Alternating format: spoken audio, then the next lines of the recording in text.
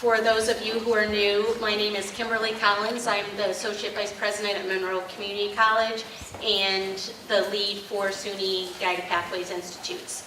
And I wanted to take just a moment to thank people like Dr. Mullen for their support, and Provost Todd Larson, and where did Johanna go? The Executive Vice Chancellor for Community Colleges, who is our biggest cheerleader.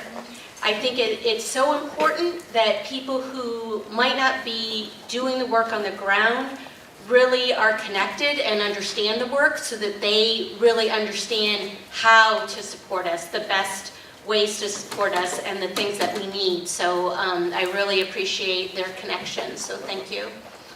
I also wanted to thank Mohawk Valley for hosting us, and Mary Rose is part of the planning team, but even as she moves into her new role, which I'm sorry I cannot remember what that title is, she has been essential in all the details of us being here today. And President Van Wagner, thank you for providing copies of your books to each team, and I'm really looking forward to your life plenary where you will expand upon those ideas. So thank you very much. I also want to thank the planning team, which is back at this table, and the coaches, which is back at this table, because in between the institutes, those teams are doing a lot of work that you all can't see. And I want to actually name a few people. Can Amanda come out for a second? So these kinds of things happen, and we forget that there are people spending day-long stuffing binders and making sure that the name tags are correct. So I just want to make sure that people have faces to those names. Amanda Rampy.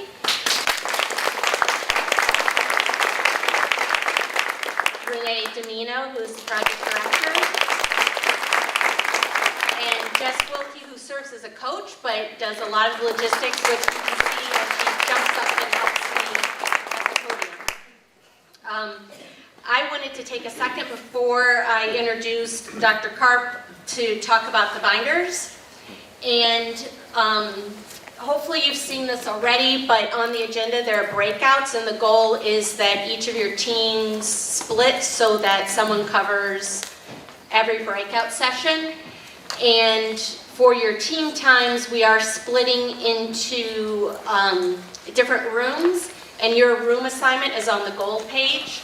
So it would be good to see that. Your first team breakout is after lunch, so you won't meet it until then, but because some of them are in different buildings, it would be good to review. Readings. We have website links and actual printed resources. I know it can seem like a lot, so one strategy is to sort of separate that out by the people who are here on your team, and each of them take responsibility for leading discussions about that resource so that everything gets covered in your team. And the evaluations are in a new format.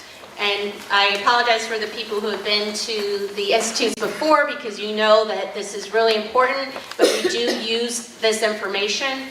And the format now is that each page is a different session. So after Dr. Karp does her presentation, you can just go to the next evaluation, and you'll be doing one page for each. And even though it's one page, it's large font, there's not that much to complete on each, so we appreciate your help with that. All right, so finally, I have the great pleasure of introducing Dr. Melinda Karp. How many of you were able to make the pre-institute session yesterday? I knew she was going to ask that anyways, so I did that for her. And I'm sure that you will enjoy this just as much. There'll be a little review at the beginning for the people who weren't here, but Dr. Karp is masterful at getting to the heart of the matter. And she's done work with MCC, she's done a couple of campus visits, And I had the great pleasure of being part of the ATD Holistic Advising Institute last year, where she was one of the featured speakers. And one of the things she said really stuck with me, and she said this yesterday, and I'm sure she'll say this today, is that this work never ends. And I really heard it last year in October, because I tend to be a person who likes to check things off the list. And she really helped me embrace that this work is not about checking things off the list, that we need to embrace looking at how we're doing and then improving again and again. And that's something that I think is helpful to all the teams that work on this. I also wanted to say, and you have her bio in the binder, so I'm not going to the details of her background. And I thought she might say this yesterday, and it's not in your slides today, but her company is called Phase 2 Advisory. And she gave us insight into that title at Achieving the Dream last year, and I didn't see her doing that this year. And I'm going to kill it because I don't have a lot of humor. But for those of you who have watched South Park, they have underpant gnomes. Does anyone know this? Okay. And the underpant gnomes collect and steal underwear, and they collect and collect and collect. And the question is, why? And they say, well, because we're going to profit from it. And when they explain it, they say, here's their phase 1, the action, collecting the underpants, and then phase 3 is the profit. And when they say phase 2, it's either a question mark or just a black screen. And that's really what she is so skilled at, is helping colleges figure out what that phase 2 is, and I think that's what our work is. So without further ado, welcome to Dr. Melinda Carr.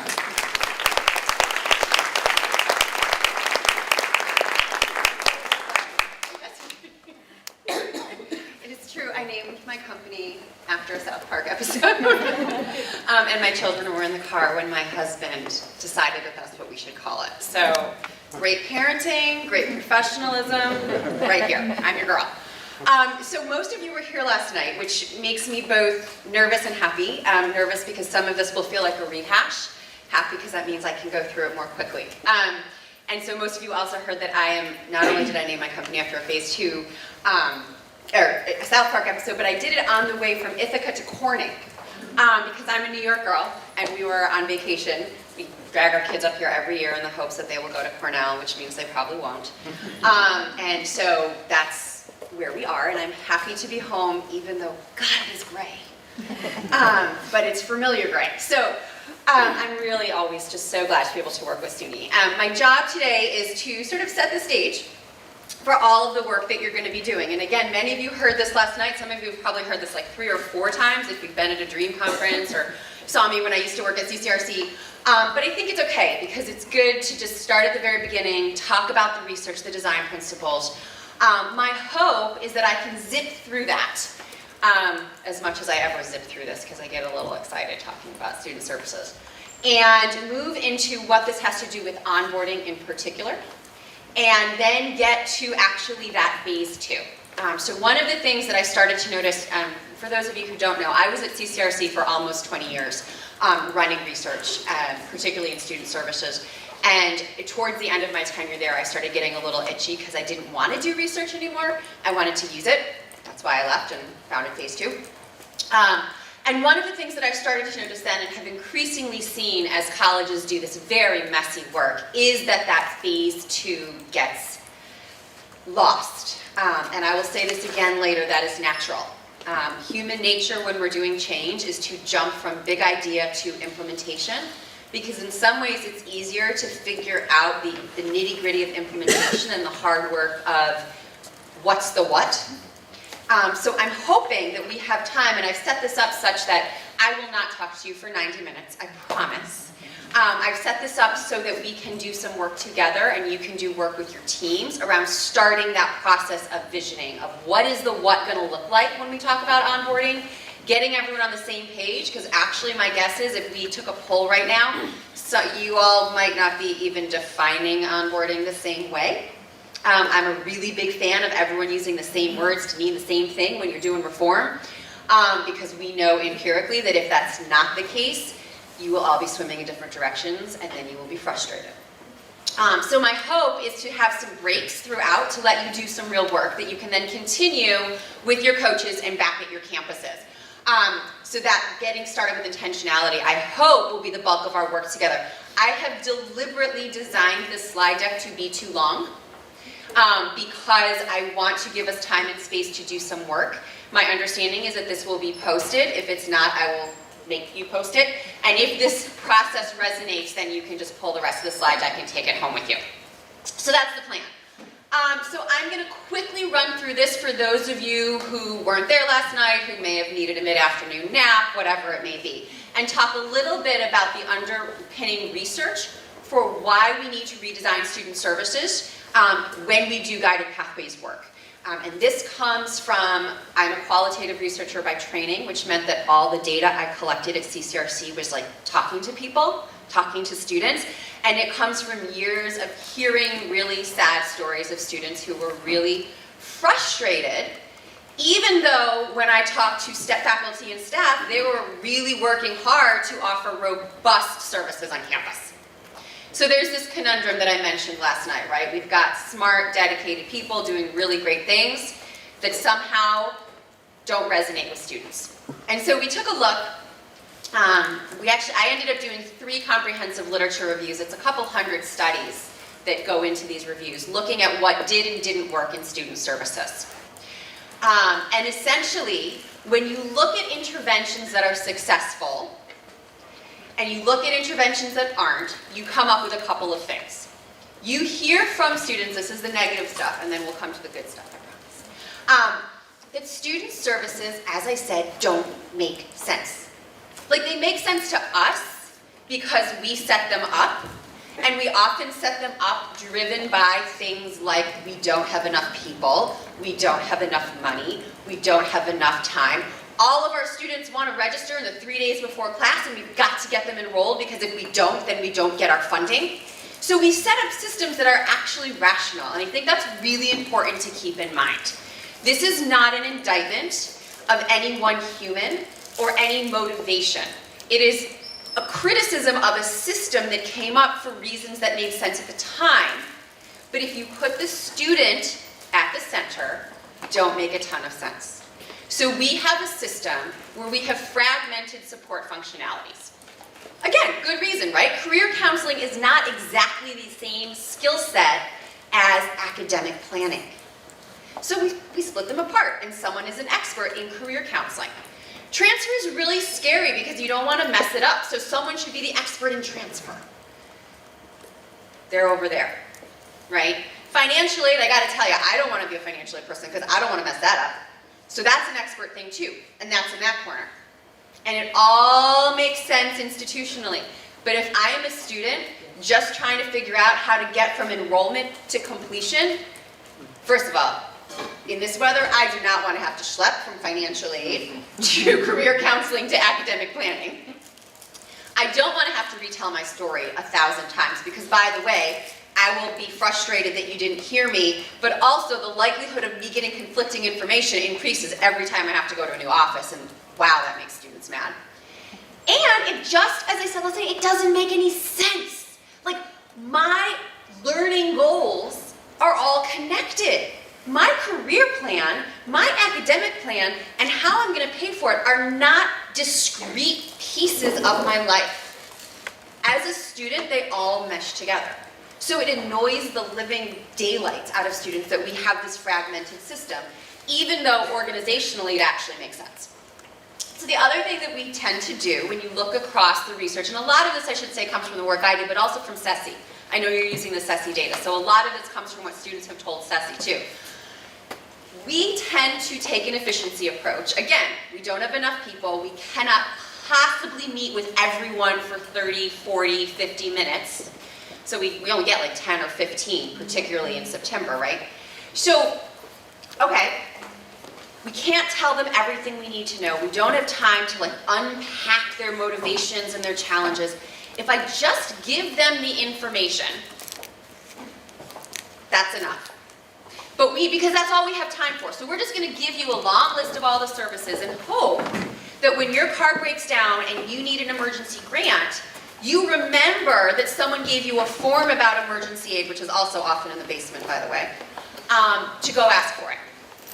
But we know from learning theory, I didn't get into this last night, so hopefully this is a little bit of a new thing for those of you who were there. Learning, and I would argue that learning how to use services is a part of learning, is not about giving information. That's only step one. What you really need to do to make sure that students can use any piece of information is not only tell them it's there, but teach them how to use it, when to use it, how to self-diagnose, how to apply that knowledge. How do I know when it's appropriate to go ask for an emergency grant, right? And we don't do that because of efficiency. We just give it to them and hope that it sticks.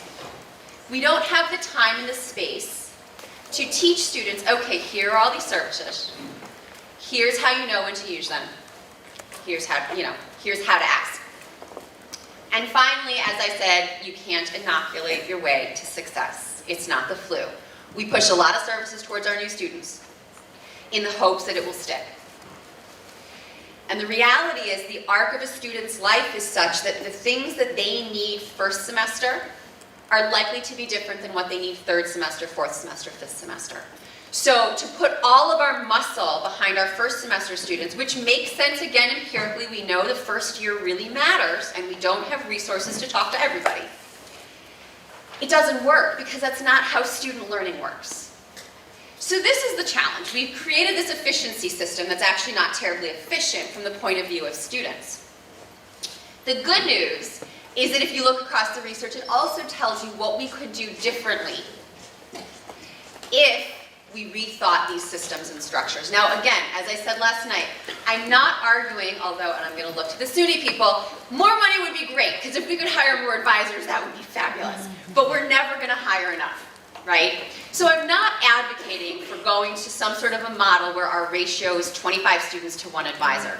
What I'm saying is if you can take the structures we have, the resources we have, the people we have, and deploy them differently with a different underlying framework, there are things you can do, structures you can create that might actually get you to a better experience for students. And the research tells us that. There are 4 things that successful interventions do. They create social relationships. Students need to feel like there is someone who cares about them. They want a point person. That may be an advisor, maybe not. I was at the California equivalent of this about 10 days ago, 2 weeks ago, I can't remember anymore. There was a student panel, and one of the students spoke really powerfully about how her point person is actually her work study supervisor. She didn't talk about her advisor. She didn't talk about a faculty member. For her, it was the person who supervised her at her on-campus job, but that person was the person she could go to when she had questions, when she was feeling uncertain, when she needed help navigating campus. So it's not about necessarily making sure that only advisors are a point person, but how do you create systems where every student is known by someone, and known meaningfully? The second thing is we have to clarify aspirations and create commitment, and this is something that as we think about onboarding is really important. We know from the research that students who understand why they're in college and can make connections between what they're doing here and what they want to do down the line are more likely to stick around. Developing college know-how, I have a whole other keynote on this one, so talk to me another time. But essentially, higher ed, as I said last night, we are our own crazy culture. We have norms, we have rules, we have expectations, and every culture has these. I'm a sociologist, this is what we do. Families have their own norms, businesses have their own norms. Higher ed has its own crazy norms. Now the thing about norms is that they're hidden and we don't talk about them. And we all take them for granted because they feel normal enough to us that we still have jobs in this sector, right? But students may not know those norms. And we need to unmask them for them. Otherwise, what happens is they get in trouble for breaking the rules that they didn't know existed. So a great example of this is asking for help in high school versus college. In high school, if you're in trouble academically, chances are the expectation is that a teacher will reach out to you, be like, Are you okay? Can you come see me? I'm going to give you some help. In college, the expectation is the student will know when he or she is in academic trouble and reach out first. Faculty are happy to help, but typically they're not chasing students down the hall. We say to students, you have to work hard and ask for help in college. And they hear, particularly if they're just coming from high school, the high school version of that. I did work hard. I did ask for help, but the teacher never told me I was supposed to. We never flipped the switch for them. We need to unmask these norms so that they can live up to our expectations. I wrote a paper on it. The title, I won't recite the whole thing, but the title to me was so powerful. It was one of those times when a student just said the whole hypothesis right there, the whole thesis right there. She said, you know, I went to college the first time. She had dropped out and come back. They never told me what to expect, so I didn't know what to do. And she dropped out. So part of supporting students is making sure they know that college know-how so they can function in this crazy world we call higher ed. Finally, making college life feasible. As I said last night, when I put this in the first paper 10 years ago, there wasn't a lot of empirical evidence, but I just kind of knew it mattered. And I am really grateful that we now know that, yeah, it does. Students who cannot get to campus because their car broke down, who don't have childcare, who are hungry, who are worried about domestic violence, they cannot learn as well. And it is not our job to fix those problems as educators, but as we think about student services, we need to acknowledge and honor the fact that those things influence in-class experiences. If you don't at least figure out how to help students get that help, they can't get to class. I had a faculty member in a state that will remain nameless. This was about 12 years ago, before this had all really taken root. I made this argument, and he literally went back to his office and got his contract for me. And he said, I am a history professor. Nowhere in my contract does it say that I need to help with childcare. I'm supposed to teach history. And I was like, I hear you. I'm not asking you to be the babysitter. But if we don't honor the fact that your students may not be able to come to class, you can't teach them history. So as we rethink supporting students, we need to make sure that we have space to help our students at least confront these things, because we call them non-academic. They are academic. They are part of making sure that students are able to learn. So when you do that, you get to this strategy that I call SIP, which is a set of design principles. And as we all know, in Guided Pathways, we love design principles, like a lot. And one of the reasons that I love design principles is because it's not a recipe. It allows you to say, here are who my students are, and here's my institutional culture. We all need to get to this, but we don't all need to get there the same way. So our students, we know empirically that if you could create a new set of structures for your student supports that are sustained, strategic, integrated, proactive, and personalized, they would be more likely to persist. What we don't need to do is come out and say, thou shalt do blah, blah, blah, blah, blah. And we're going to get to this when we get to the designing of your onboarding system. It's really important. Some of you may decide that a first-year experience course is exactly the thing that you want to do to make sure that all students get on a path. Others of you are going to be like, our faculty will never go for that, ever. Not a choice. So I'm not going to tell you to use a first-year experience course. What I'm going to say to you is then figure out another structure that serves a similar purpose that makes sense for your institution. So SIP is essentially a toolbox. It says, here's where we're going. We want all students to have the support that they need when they need it from someone who knows them well. And one of the underlying principles of that is that we need to rethink what being strategic and efficient is. If efficiency used to be fragmented, specialized services in different parts of campus, we need to come up with a new way to deploy our resources strategically to make sure our students get that. But you can figure out, and this is where it gets hard and messy too, you can figure out which of those will work for you. So these are design principles. Again, as I said last night, I have to show you my happy slide because this was a hypothesis and it is not anymore. For those of you who weren't here last night or who need a primer on randomized control trials, A randomized control trial means that we took students and half of them got assigned to something new and half of them got assigned to business as usual. So motivation becomes not an issue in looking at our findings. These are 4 different programs that did SIP, that got to SIP. So everything from CUNY ASAP, which is the one that everyone talks about and then freaks out because they think they can't afford it, really intensive, to a replication of ASAP, to this is a private company that does external coaching inside track, and Stay the Course is using MSWs to supplement the college's student services. Different ways of taking that toolbox and creating a SIP environment for students, gold standard of evaluation research, long enough term following of students to get to completion. So a lot of our studies right now are really looking at earlier outcomes. This is actually completion. Every single one of these versions of SIP get a statistically significant, in some cases, really statistically significant improvements in completion. So this is compelling. You know, I'm a researcher still, I'm not supposed to say it proves it. Nothing proves it ever, but this is good. So the question for you all becomes like, how do we do this? And also, Melinda, we're supposed to be talking about onboarding. I just want to remind you that these 2 in Guided Pathways are student services redesign. And as I shared last night, Guided Pathways overall provides a framework for rethinking student services, right? So it helps a lot. But what I really want to get to is, well, what does this have to do with onboarding? Because I just talked about student services and hunger and homelessness, and you thought you were coming to a meeting on onboarding. So before I tell you why I did all of that, I want you to take a minute to think about it. Now, I like to do, particularly early in the morning when I'm super caffeinated, it's not that early anymore, but some of you might not be, to take a minute to actually think quietly before you share.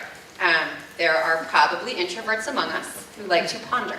So I'm going to ask you to think before you share how you define onboarding. So take a minute, you can write it on a binder, you can write it on your notepad, you can think about it in your brain, I don't really care, I'm not collecting it. But what does onboarding mean to you? And then what does this have to do with SIP and Guided Pathways? So take 1 or 2 minutes to answer it for yourself, and then we'll move into sharing at our tables.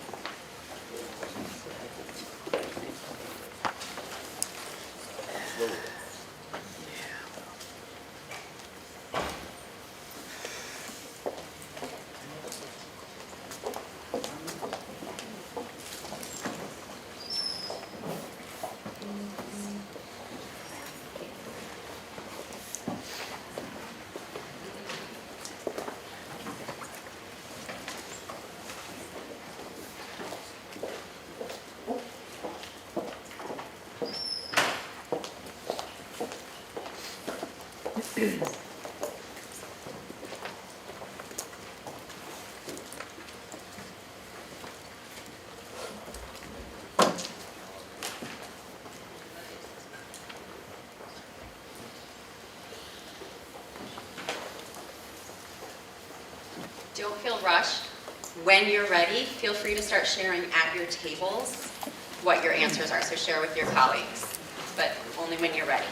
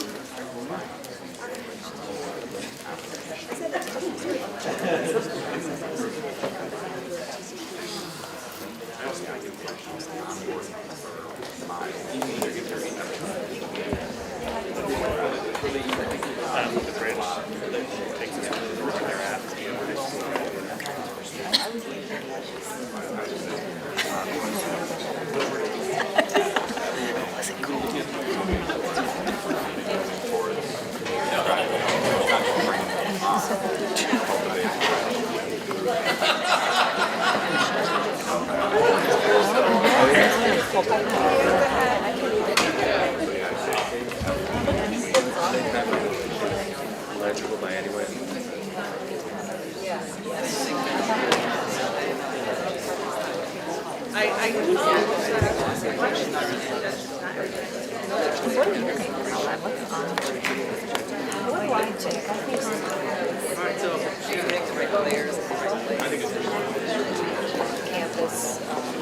building all the support, building connections, just really having them make connections, giving them something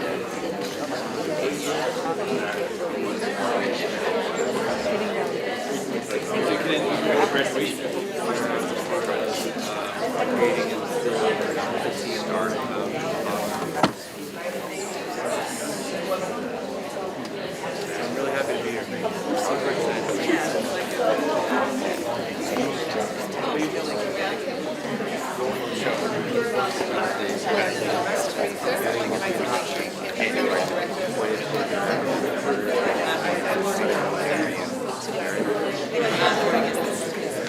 Giving them services or tools to So both of you have a theme of looking towards the end, not just getting them into class, but what's the future? How do you get Initial interest. Well, I mean, I feel like it's all of the things. So do we think it's applied so that there actually something that is hopefully includes those things, but it's a lot of little steps.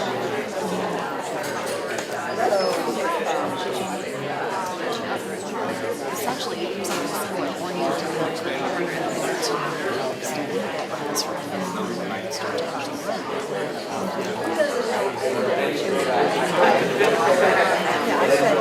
a smooth transition from one student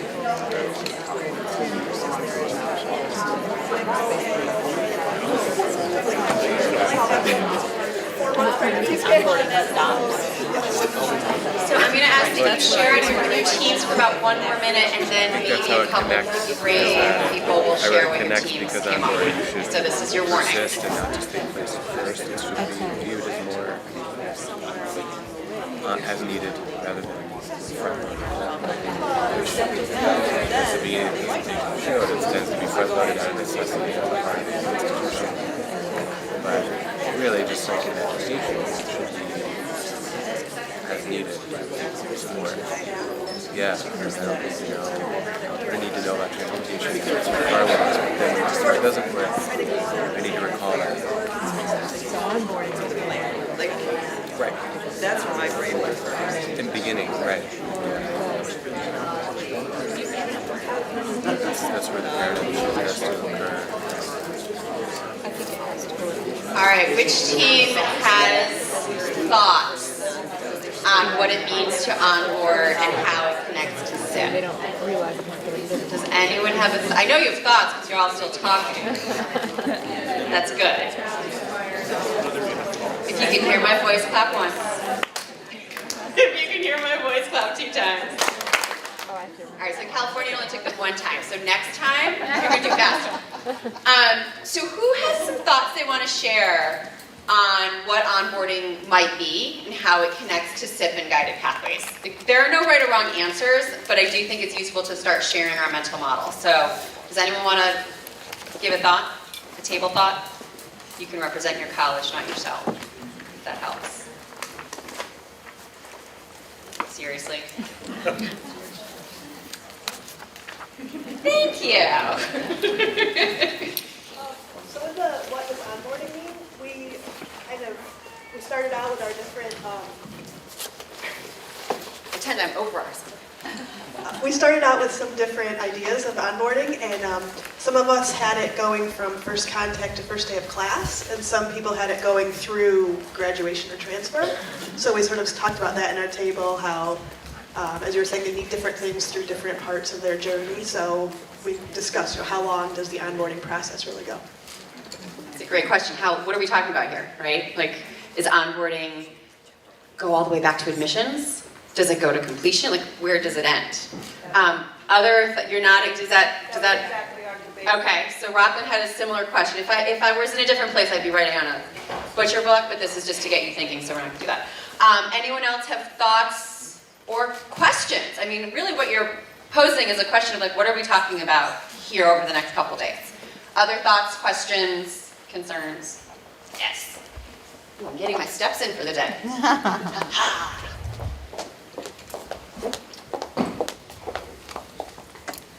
So I think it might vary as well depending on your audience, because we talk about the differences between online and adult students versus students coming out of high school, and what those processes are and how they may have to be adjusted or different. And so, depending on, what all is included in this, it may start from the first point of inquiry. Mm-hmm. That's a really great point too. So when we get to the planning, this phase 2 part, I hold that thought, because one of the things that people might end up needing to do is different processes for different populations. Yep. But that doesn't mean that the overall feel of the experience should be different. It just means it has to look a little bit different procedurally. Yep. That's a really, hold that thought, all of you. Anyone else? And then I'm going to move on to a little more talking so you can do even more work.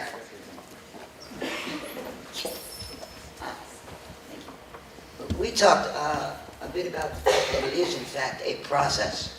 It may start at admissions, but if we're talking about gearing students to success, it's all about preparedness, it's about transitions, and those transitions can happen semester to semester, or even if they get to completion, where are they going after that?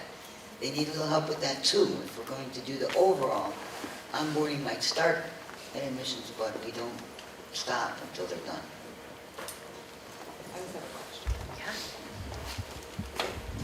So my question is, everybody seems to be talking about onboarding as the students, but are we addressing onboarding at the campus, the players, the faculty, the advising? Is that part of your onboarding plan? That's a great discussion? question. So my personal bias is I always start with the students. But I think there is a broader question of how do you onboard people into this model, right? I don't think the planning team can correct me if I'm wrong that that's what we're really talking about here today, but I do think, and when we get to sort of how I envision planning work happening, part of what happens is you end up double clicking on work plans. So there might actually be an onboarding for the onboarding, if that makes sense, right? So once you've figured out your vision, and I start with what happens to students to frame that vision, because I just think that's where we should start. You may also then need to say, well, how do I onboard my staff into this? And I actually, related to that, as you all were talking, I realized, are there admissions people in the room? If you can raise your hand, are you an admissions or an enrollment person? Okay, thank God. Because every single answer included implicitly or explicitly that admissions and enrollment is part of this. I did a keynote, I don't know, right around when the book came out, so 3-ish years ago, to the SUNY admissions people, like their annual conference. Most of them had barely heard about like the completion agenda and did not see themselves in that work, let alone guided pathways. And so one of the things as we talk throughout the day in the next couple of days is for you to put a pin in who needs to be brought into these conversations. If you all sit here and redesign your onboarding process, and you go back to your admissions people and you're like, hey, surprise, guess what I just did? I totally rearranged your job. Might not be the best change management approach. So for those of you who have admissions people, yay. For those of you who don't, I think a homework assignment might be getting them to the table. Because the definitions that I heard all sort of started with admissions or enrollment or outreach or things that we sometimes don't think of as intricately connected to the guided pathways model. So I'm just going to hold this. Okay. So some of you have seen this probably, or a version of this. This is the completion by design lost momentum framework. So completion by design is kind of the precursor to guided pathways. And essentially it argues that this is how students progress.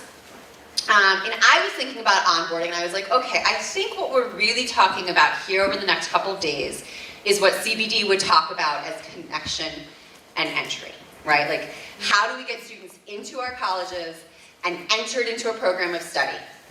But what I want to point out to you all, and you've sort of, all of you kind of got there without me, which is the way I like to work, which is that if we're thinking about SIP, we're really talking about a longer term process. So really what we're doing today is we're breaking down this notion of advising or student services redesign with SIP into a smaller part But what I want to point out, and you guys kind of got this intuitively, is that you can't really disconnect the entry and connection piece of this, the onboarding, from your broader vision of what student services will feel like, because it is a process, because it does relate to what happens next. So even as we potentially talk about like what will getting students on a path be like on our Guided Pathways campus, you need to have a bigger vision in your brain of how does that connect to the broader issue of SIP and keeping students on a path once they've entered and onboarded, however you end up defining that. So to me, what we're talking about today from a student's point of view are things like, how do you help all students identify a program of study? How do you help them develop a long-term plan? How do you get them to develop that college know-how? Because we'd like them to know that pretty early on so that then they can use it. Building metacognitive skills, finding that point person. How do you make sure all of these things happen relatively early on? Part of that is because those are early, like nascent developmental things in college. The other thing I would argue is that if you can do this in the first semester or so, or even beforehand, you just freed up all your student services staff to do other things for your more advanced students. So that notion of being strategic looks a little different. If I build the college know-how and metacognitive skills of my first semester students, hopefully I won't have third semester students coming to me being like, I don't know how to plan my program, and I need you to tell me how to register for classes.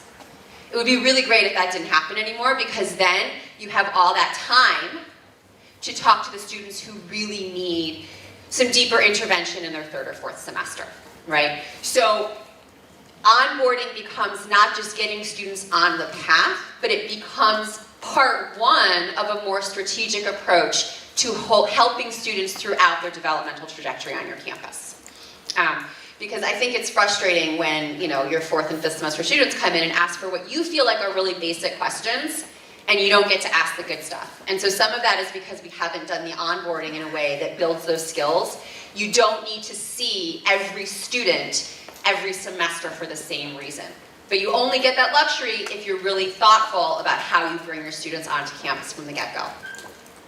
So, some of you are starting to do this, so I don't think we're going to spend a ton of time on this, but you might want to, I want to spend a couple minutes, again, in your teams, thinking about what does this mean? And I think it was you guys I heard saying, I heard you say something to the effect of like, what do we have versus what do we want? That's what this is. I want to take a couple of minutes for you and your teams to talk about like, okay, so in Guided Pathways, if the goal is to get students on a path and be strategic, how is that different from how we currently onboard our students to campus, recruit, enroll, retain, do that first semester enrollment? Does that question make sense? Or is it redundant? Not redundant? Okay, good. Take like 5 minutes to figure it out. Solve some problems. One of the things that That slide represented all the things that students, when she said, oh, we did this ahead of time, purposely don't everybody, that one semester. it's just, We haven't been talking about individual study students. whatever days, weeks before the semester starts, no orientation, no What we've been thinking about. get them registered, and they should get from that. I haven't. Interaction, whatever. Certainly, I think it doesn't. It's a discrete event, and it's the way that people think about it rather than a part of a large.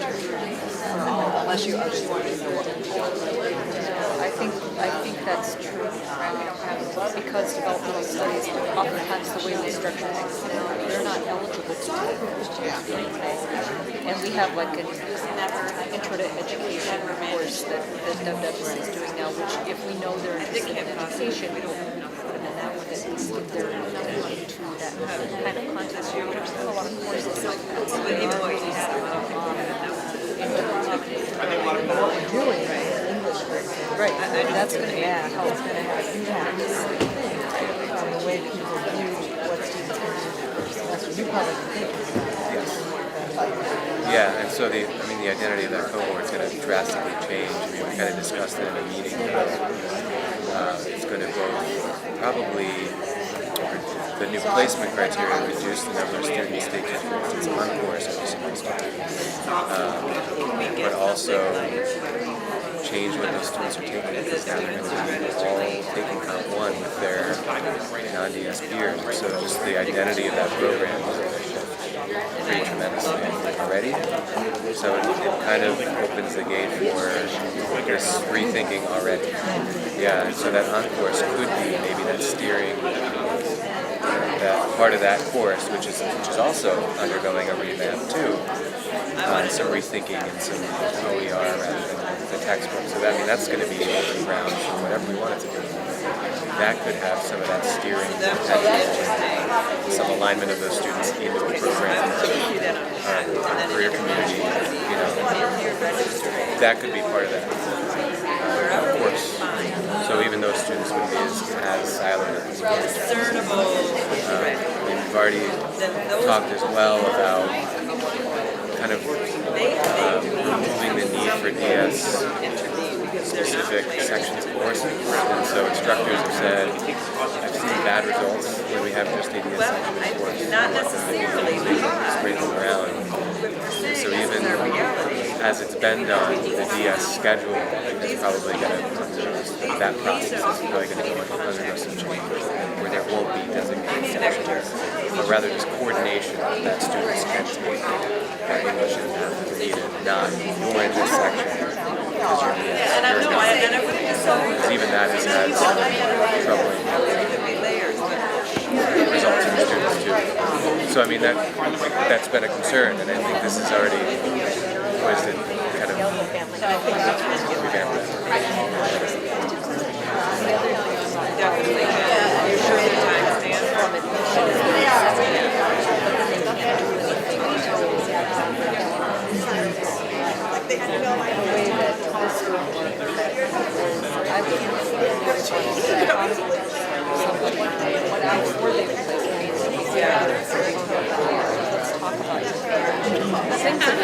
well, then asking the question directly.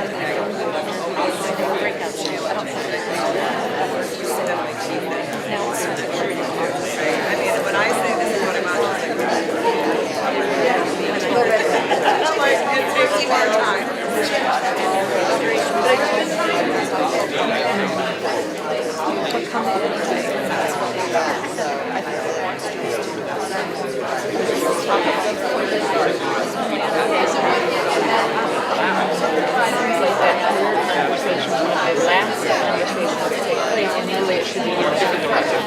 And it's kind of the norm she was talking about too. I mean, at that high school, it's just like I show up to the high school for the first day, and that's when things begin. Right? It's a linear path, but I think it's just about when we were talking about this, I love this. And we had that conversation about really, it's that instruction. This idea that's the piece that we have. My department. So what's the difference? What's the difference between onboarding in the old paradigm, the cafeteria model, and onboarding in guided pathways? I hear we didn't get there. The intentionality, meaning Getting students to an outcome. getting students to an outcome. Okay. What else is the difference? From what we discussed, one thing is we talk about who we are, this is what it is, this is what we offer, see how you fit into it, versus talking to the student and saying, what are your needs, how can we get you, as my vice president said, the outcome, their goal, getting to where they need to be. So, and which one is now versus, you compare two, but which was now and which is next? Well, which is next is actually talking about what it is that they're looking for, and then giving them the direct pathway. Okay, so talking to them, using their needs as a starting point. Other thoughts? If you're loud, you can start talking, but I don't know how loud people are. All right. Hard, loud. We talked about how the difference is from a simple transaction versus empowering for a process of empowerment that continues on. So that transactional versus procedural thing, that's, to me, a hallmark. We have created systems that end up becoming transactional because they're so overwhelmed, and that is more efficient, frankly. But the idea here is to be intentional and procedural and developmental, and of course that takes time and space, which we all feel like we don't have, right? So that's interesting. How many of you actually jumped from this sort of philosophical question of what's the difference to what are we going to do to make a difference? I heard at least 2 tables doing that. All right, you all skip to phase 3, come back to the underpants gnomes. It's fascinating to me only because, again, if you read business literature, if you read higher ed literature, this is what people do. They call them, there are adaptive problems and there are technical problems. Technical problems have a solution that you can identify, right? Adaptive problems don't. We are living in an adaptive space. That is what Guided Pathways is. That is what Advising Redesign is. There is no one right answer. And that means that you have to be a little philosophical and messy and uncomfortable.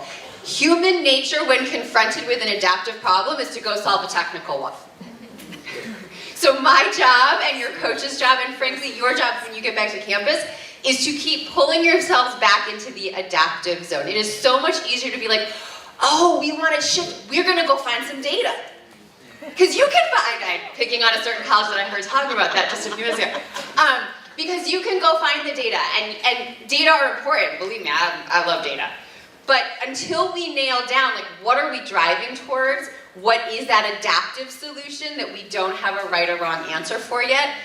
All of those technical solutions may not actually get you where you need to go. And that's when you wake up in 6 months and you're like, God, we've been working really hard, but nothing changed. So I'm gonna keep pulling you back. I promise you we will get to implementation and technical, tactical stuff. And if not today, then I'll give you the slides to do it later. But I do want to keep you on this, like, what is the difference? Because the data won't tell you what the difference is. The data may help you figure out what changes you ultimately need to make. But the first thing you need to do is figure out what you want the change to look and feel like. And that's that hard, messy phase 2. So, couple more things, and then we're going to go back to really getting into this tactical stuff. So, it is useful to be concrete. Like, it's great to live with your head in the clouds, what's the difference, blah, blah, blah. But, like, really, what are we talking about? Couple of things as you start to build your model, and anyone who's worked with me knows I'm a huge fan of an institutional model, which means that you can clearly describe what it feels like for students, what they're going to experience, how they're going to get there on your campus. And we'll talk about that in a minute. But a couple of things, ooh, that is a bad color when it's big. I'm sorry. I always do that. Okay, so as you start thinking about getting students on a path, which is really the onboarding piece of Guided Pathways, right? How are we going to get them into campus on a path with a program plan? Students hate a handoff. They hate it so much. So I'll tell you the story of a Guided Pathways set of campuses that the way they wanted to get to a point person was that every student was going to have an assigned advisor, but because they had the whole sort of like long line of students in September or August, they gave students an initial sort of advisor person to get them a plan. Then students were supposed to have an assigned plan, assigned advisor for the beginning, and then because they were really focused on completion, because let's be honest, first-time, full-time students count in iPads, or used to, when students got close to graduation, they got a new assigned advisor, who is their completion advisor, who's going to kick their tushies to the finish line. And on paper, it was sick, right? Students had an assigned person. That person had access to their records, knew them, yada, yada. The students we interviewed hated it because they would just get to know their advisor and then they'd be handed to the completion advisor. And they were like, I don't know who this person is. I just want to go back to that old person. So this is tricky because the reality is you may have to create a handoff at some point because we may not have enough advisors, coaches, whatever you want to call them, to give everyone a long-term person from day one to completion.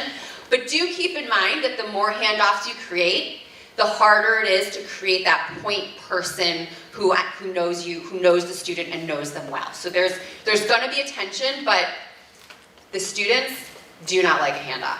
Like once they know and love you, they only want to come to you. The second thing, and this should be obvious by now, is how do you integrate in your onboarding process the academic and the career planning? And this is really tricky, and this is going to lead you to all sorts of double-clicked downstream decisions, because right now we have separated those as two different functions and frankly two different sets of certifications, and you have people on your campus who are expert in one or the other, but it makes no sense. So as we think about onboarding, how can you help students figure out their program of study as they figure out where they want to go next? And this is where I was going to tell the story that I ended up telling last night about the student in Chicago who wanted to run a nonprofit, and he was undecided. And he wasn't undecided. So for those of you who weren't there, I interviewed a student about choosing a major. And he was on paper, he was undecided.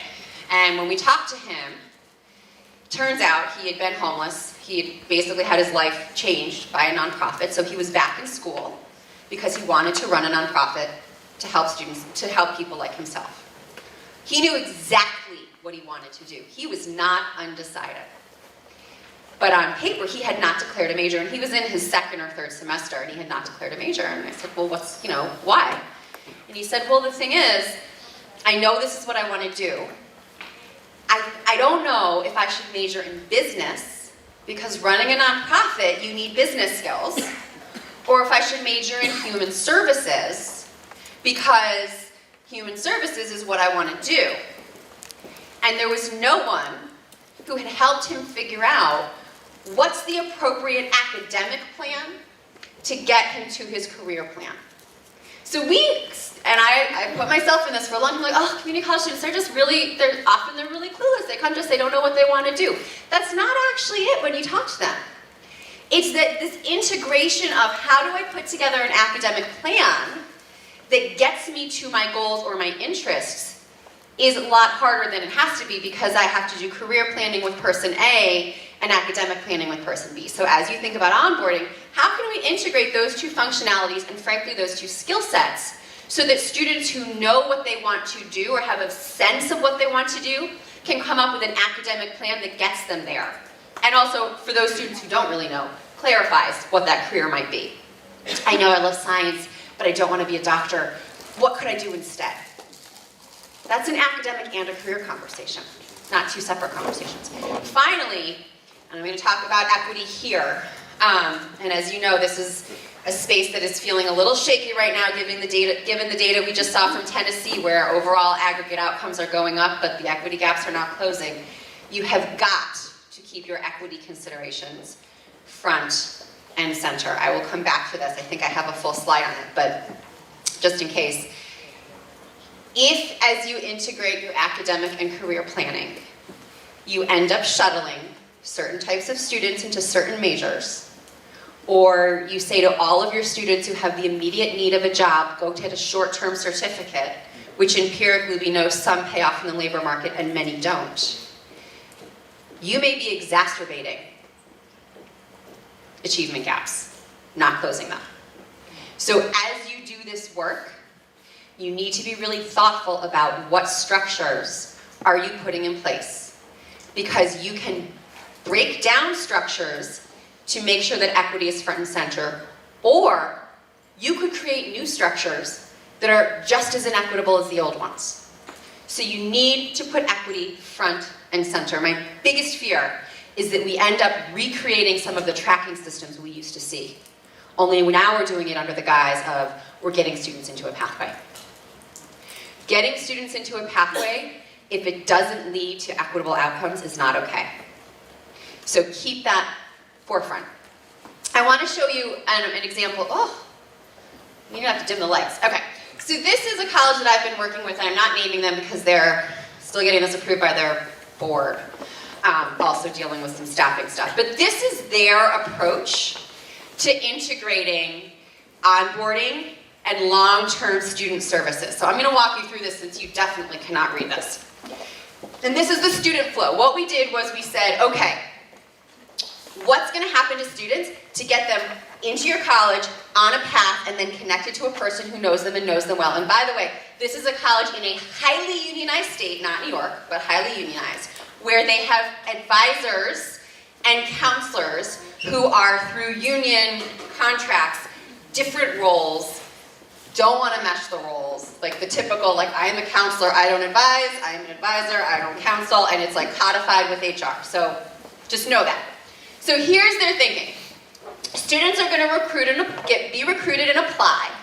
Once they apply, they will be accepted, and they will get, what you can't see, is a letter and a video from what is being called an assigned coach. They're going to, we hope, somehow get all of their advisors and counselors to now become coaches, which has a different job description, which was a double click, which we'll get to.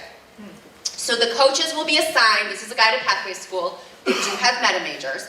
The coaches will be assigned to the meta major school, whatever they call it on that campus. And so when students apply and say, I'm going to be in this program, this meta major, they get a video from their coach. We're double clicking right now on what the video is going to say.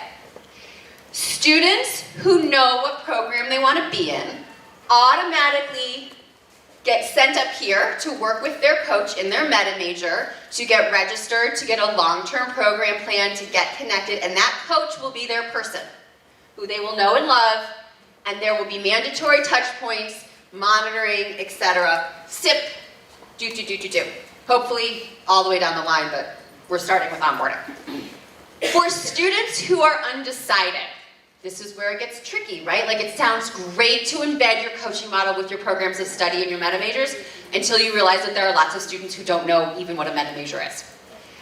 Those students will be sent, see, fork in the road, to, for the first semester, ideally, a redesigned student success course that focuses on career and academic planning. However, this is one of those colleges where the faculty were like, oh no, you can't require that.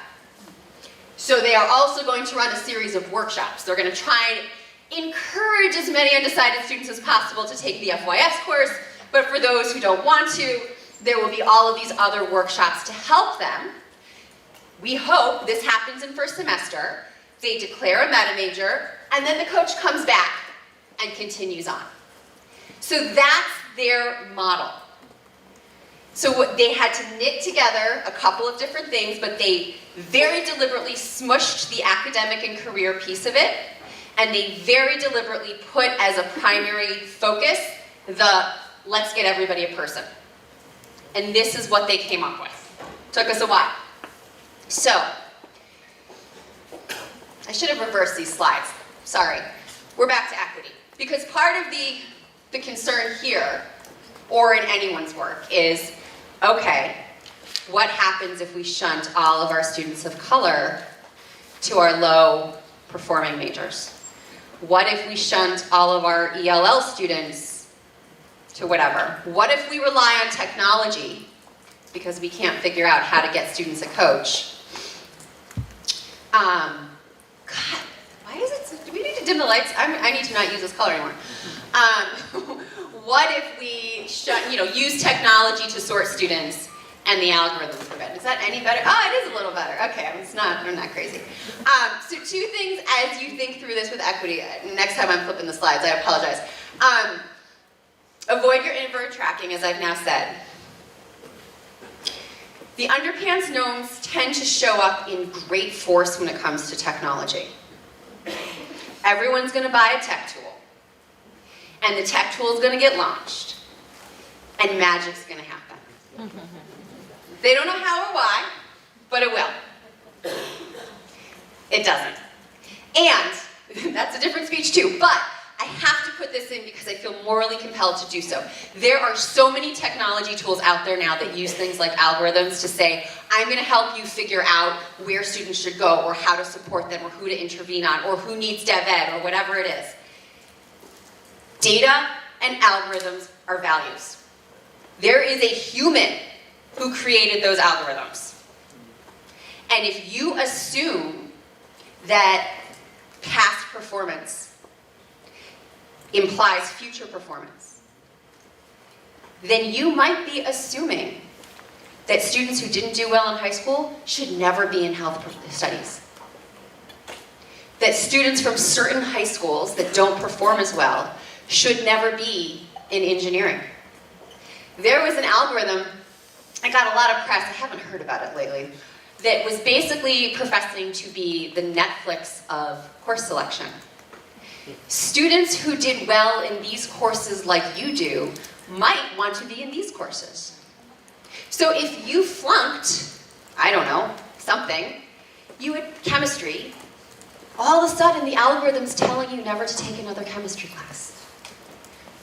What does that do for students of color, for students from our low-performing high schools, for students who are ELL, if we shift them all away based on an algorithm?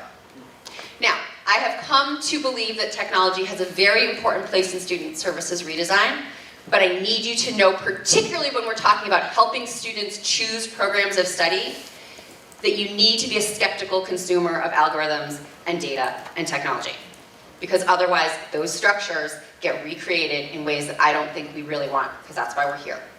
If you need a moderate, sometimes she gets a little overwrought, but a really readable book about what happens to all of these tech tools and data algorithms. It's a great book called Weapons of Math Destruction. I just like saying the title, actually.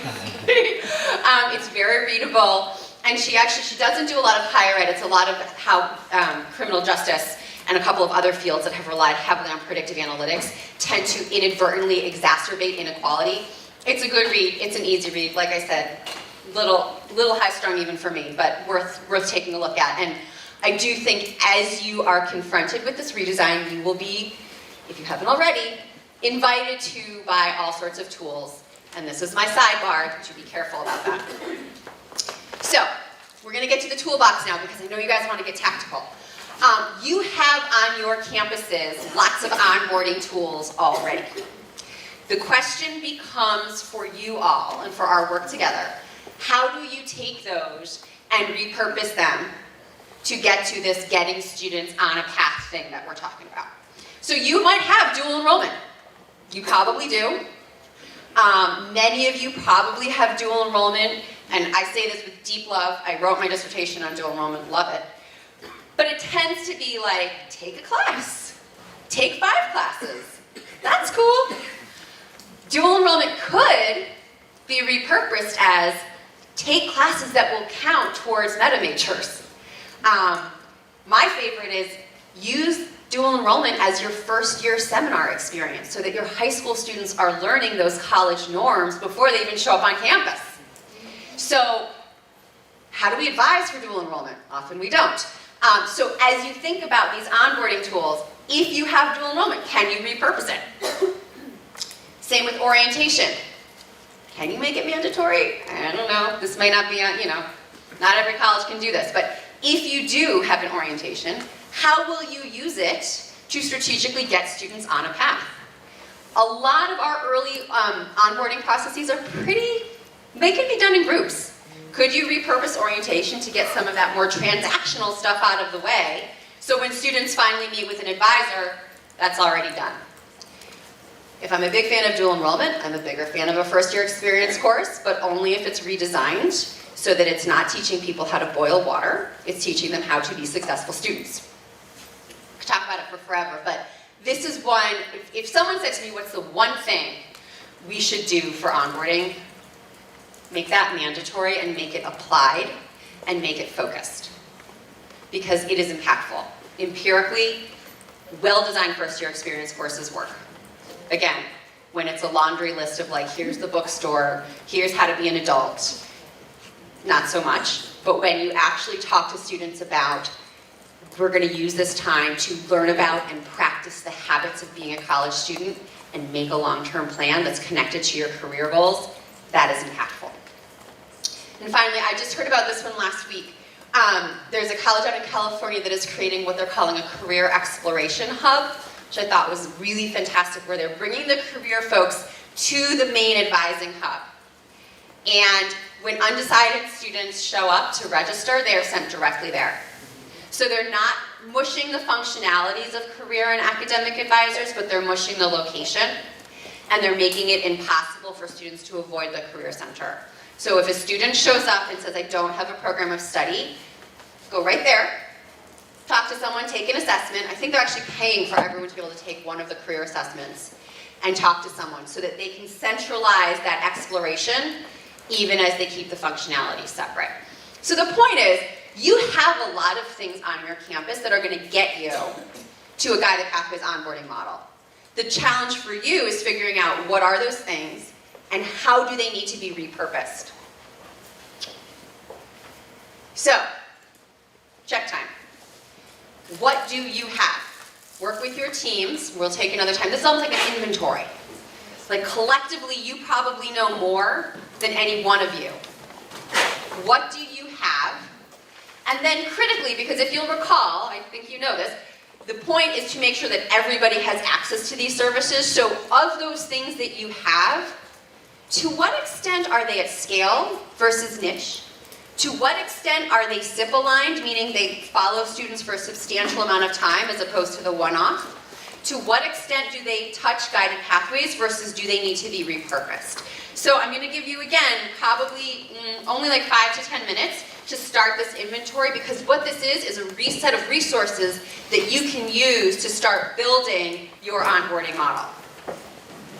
Got it? Questions? Okay.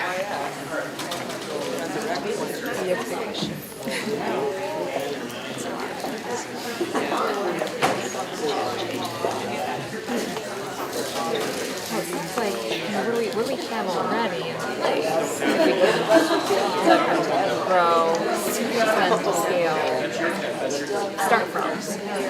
We have all these things. Right. College connections, training center, orientation programs. So they are have Advisement systems. They've got all of the frameworks in place. Even if it's not realigned, not necessarily all of them today more, but is that Breastplate, start athletics. I mean, there's a lot there for different groups on campus to get I'm thinking of like students' go-to people or their first impression person.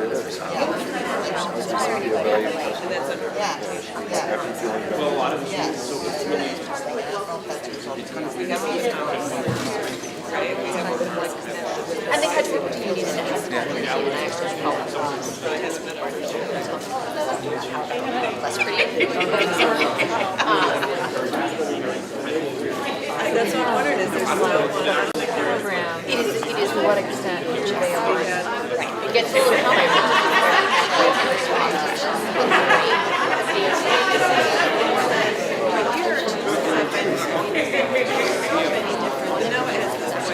It seems like there could be individual connections that way. And I think that's very distinctive. As I'm watching groups sign up for English classes right now and business class, and then roll it into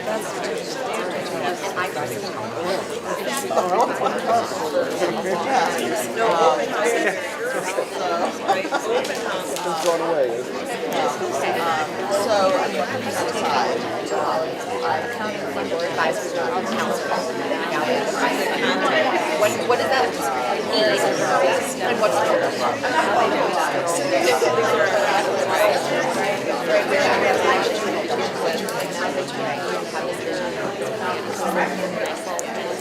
trying to figure out what we have.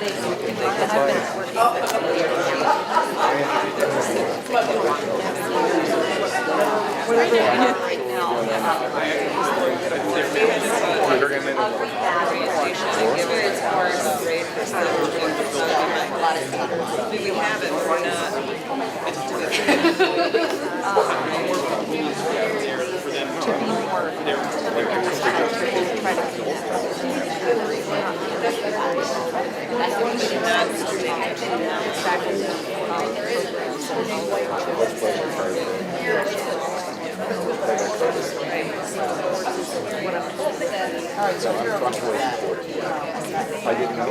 Right, and to the point of it, the student goes to council this. Well, she told me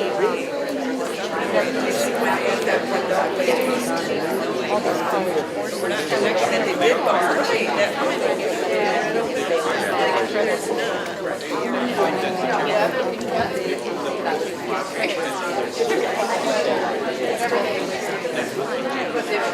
Yeah, I'll find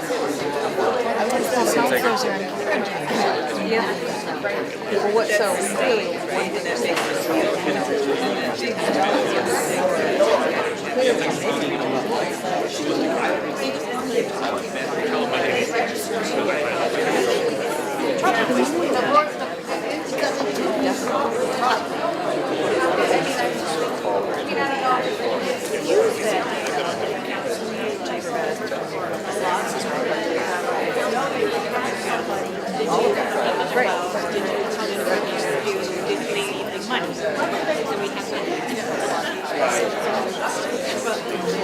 because I mean, the orientation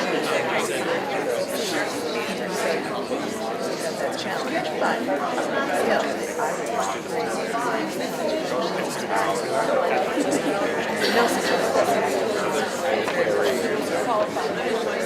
but do you change your communication to that basis? the other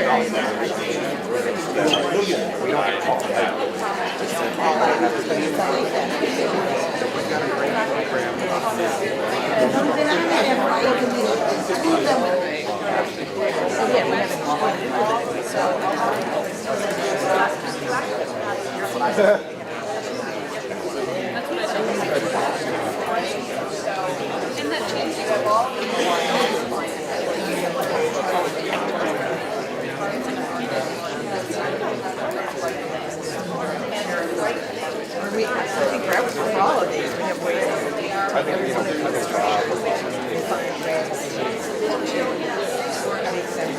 I think what we do is take haphazard now, it's out there. Yeah, they're just connected. They're all pieces, and they're all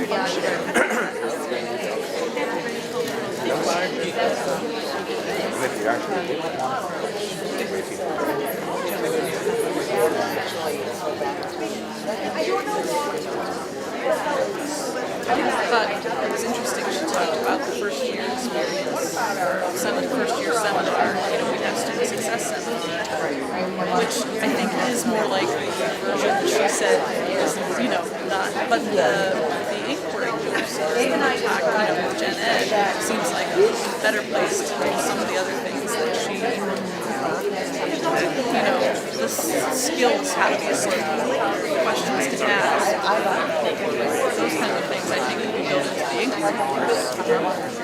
There's a carry log because it's not even a first year seminar, it's a first 5-week seminar. Right. Right.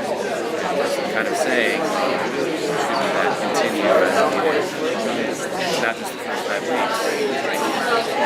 And that I think that's been on the radar too. That it's just there's a tour of where things are on campus. I don't need to know where whatever office is right now. What I do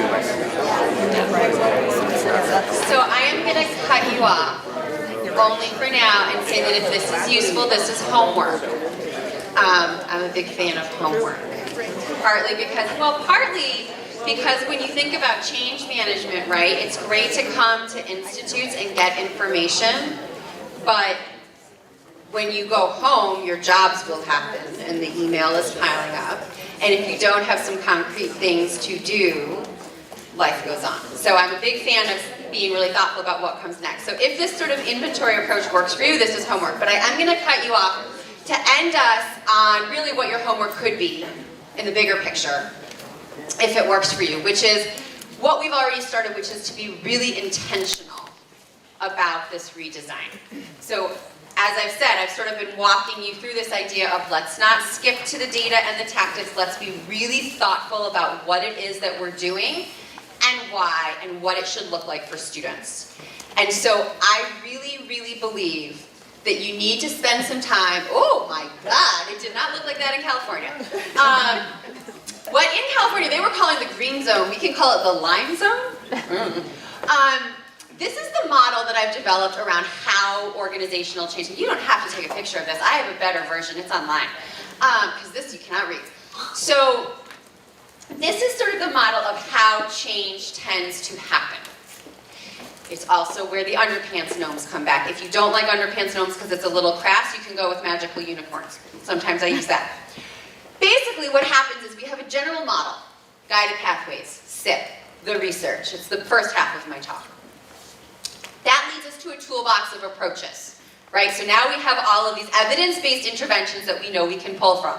First-year experience courses, dual enrollment, etc. Then, in theory, we have what you cannot read, which is the institutional specific model. How is this going to look at your campus for your students? That's what I showed you from the college that shall remain nameless. Once you have that model, then you can get to implementation. Who needs professional development? Which of your clerical staff are going to need to redo their jobs? Yeah, the stuff y'all wanted to talk about, but I told you not to. You'll note this comes before this. Adaptive comes before technical. These are the underpants gnomes and unicorns. This is where everyone wants to live.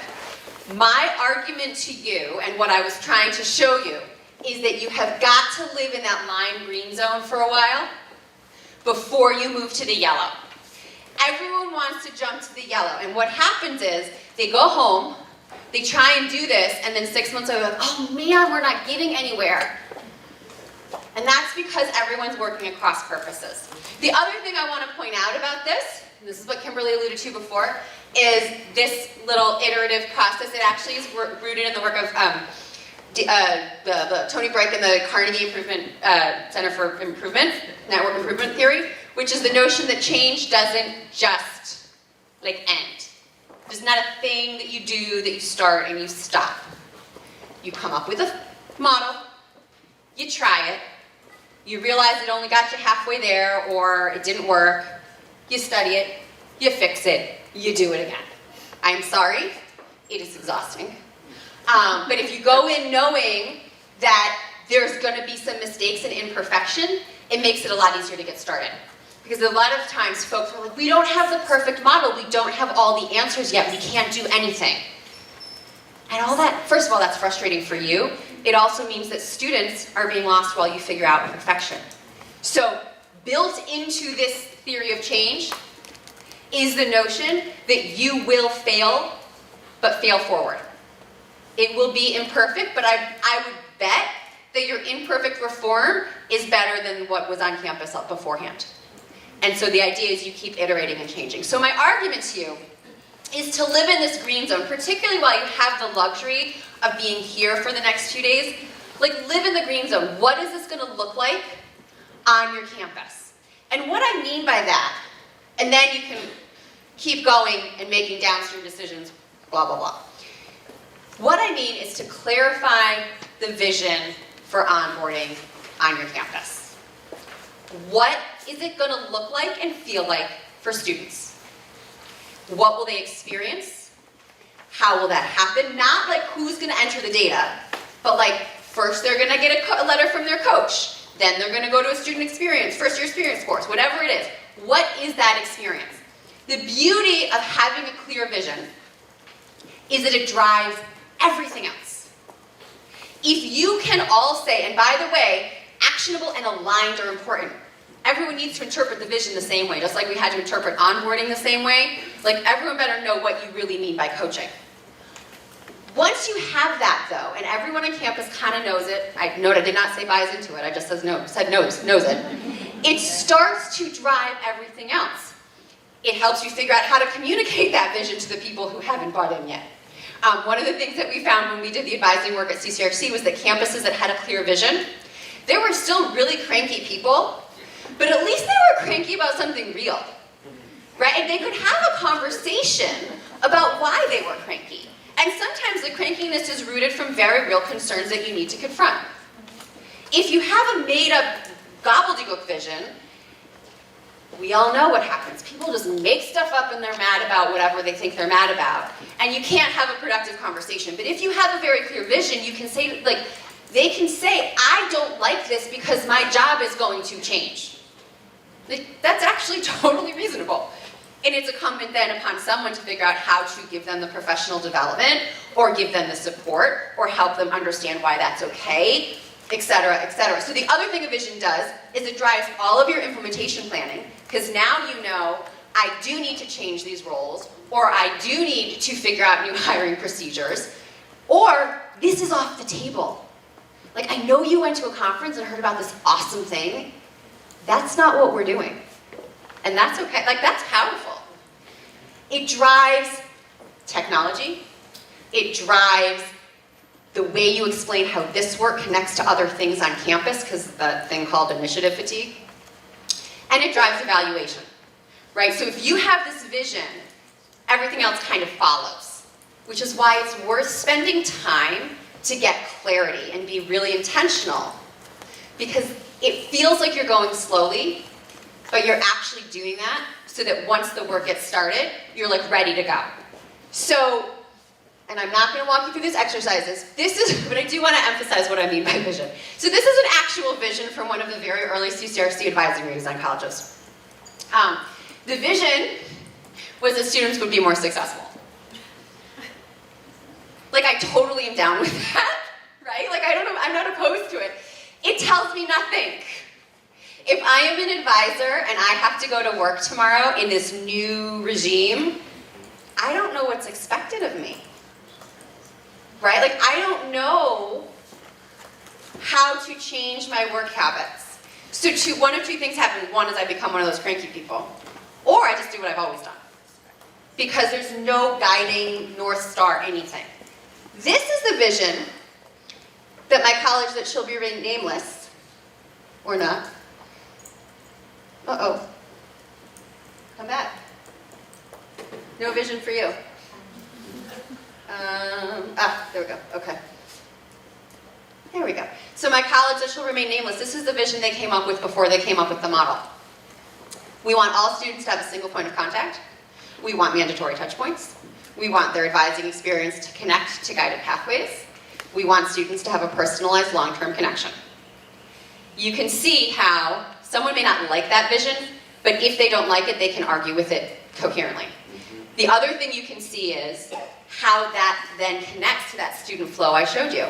Their vision was a long-term connection to an advisor. Their solution was a coach. It didn't have to be. It could have been something else. But that's what they wanted, and then they set up the structures to get them there.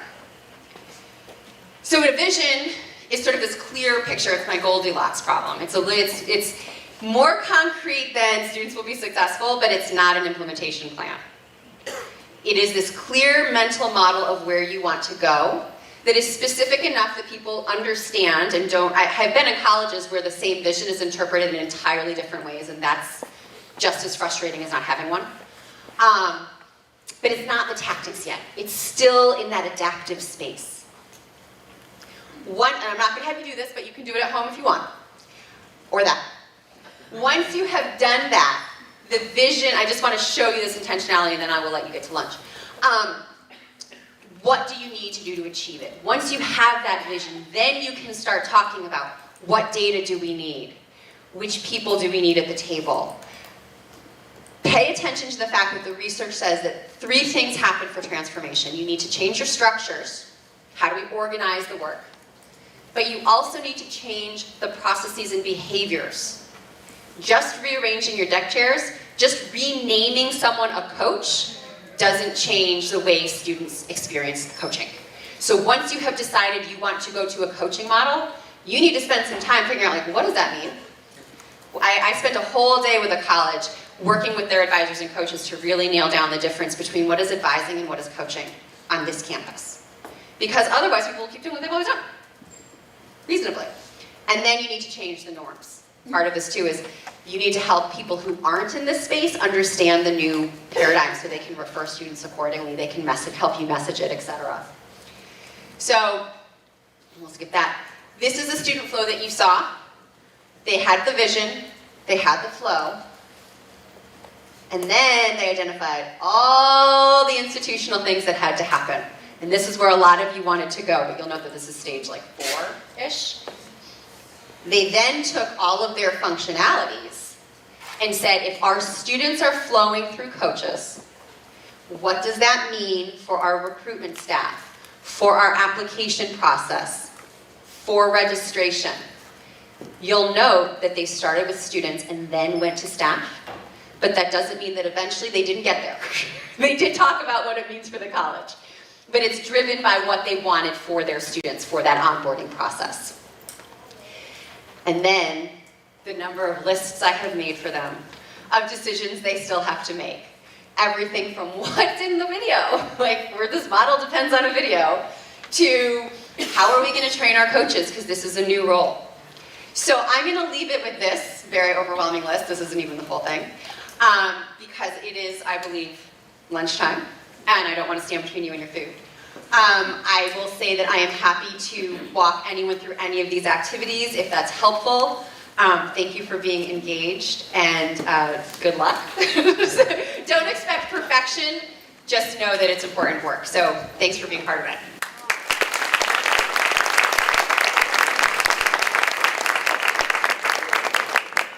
And lunch, look at that. All right, I just want to thank Dr. Carr for being here again. As she mentioned, this is starting a conversation, and some of you, just so that you understand, Next Institute is going to continue this conversation, and you'll feel yourself stepping out of onboarding when you're talking about the vision and coming back, and that's okay. So don't feel like these things are so discrete. And she does have other slides. They will be posted by next week, and Renee will be sending out to all participants a direct link if you haven't been there before. I just want to give Melinda a round of applause again. Thank you.